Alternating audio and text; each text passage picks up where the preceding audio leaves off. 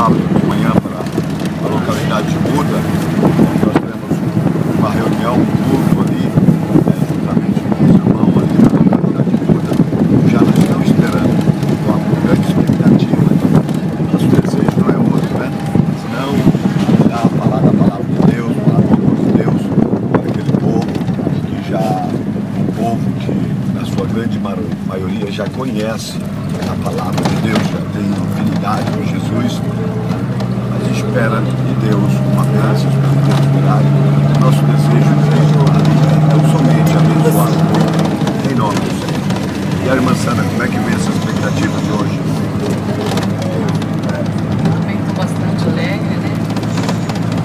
E eu não conheço ali o lugar dessa igreja, de Muda, mas também com uma expectativa bastante grande da parte do Senhor.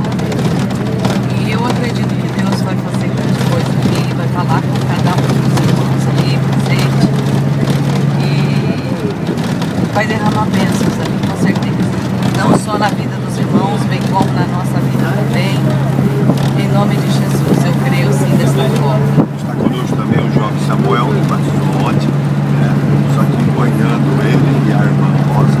E aí, Samuel, tudo bem? Bem. Qual a expectativa?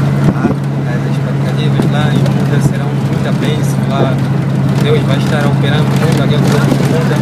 Nós esperamos muitas bênçãos lá. Amém. Estamos viajando aqui no Chapa, que é o meio de transporte aqui no moçambicano.